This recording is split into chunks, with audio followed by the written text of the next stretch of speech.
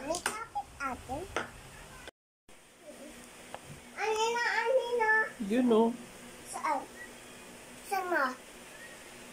Hello guys! Magluluto tayo ngayon ng napakasarap na merienda tsak na magugustuhan nyo. Meron tayo ditong creamisada, mais, evap, keso, cornstarch, at kung ano-ano pa. Tara, simulan na natin!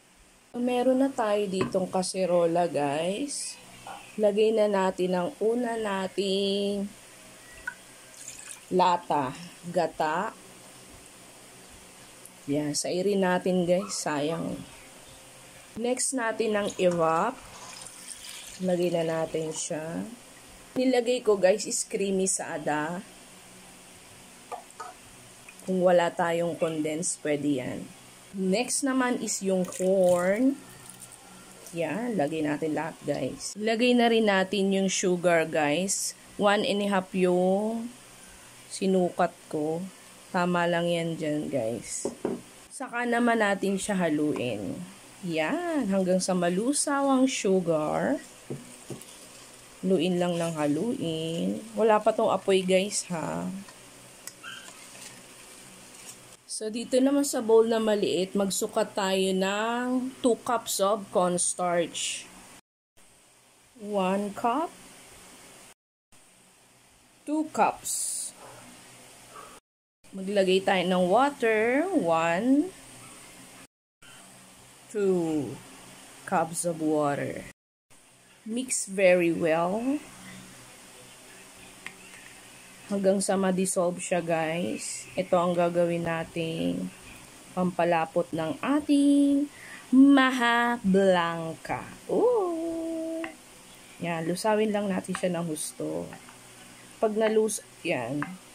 Sasalang na natin yung mixture kanina. So, ayan guys, na-dissolve na siya. Isalang na natin ang ating mixture kanina. Lalagay na natin siya dito sa kalan. Buksan natin yung apoy sa mahina lang. Oops, di pa pala nakabukas. Yan guys, mahina lang guys. Haluin lang natin siya guys. Ilagay na rin natin to dahan-dahan. Tapos haluin natin siya. Haluin lang ng haluin guys para hindi siya magbuo-buo. Yan. Yan. So habang mainit pa siya guys, ilalagay na rin natin ang ating grated cheese. Ilagay na rin natin siya guys para mas masarap. Yan. Sarap.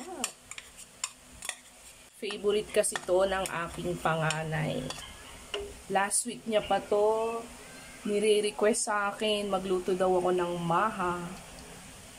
Halo lang ng halo hanggang sa kumulo at lumapot at maluto siya guys. Kapag nabuksan nyo na yung apoy guys, huwag nyo nang ihintuan ng halo para hindi siya mamuo-muo.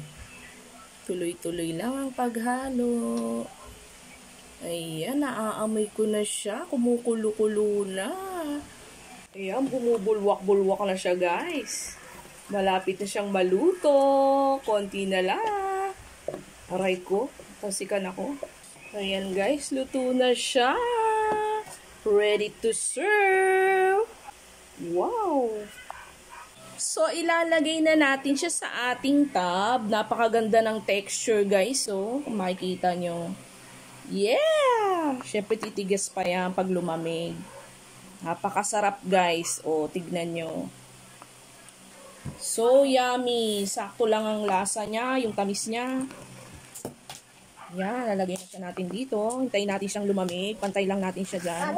Para may dessert ang aking mga chikiting. Chikiting. Ayan. Pantay natin. Pantay-pantayin.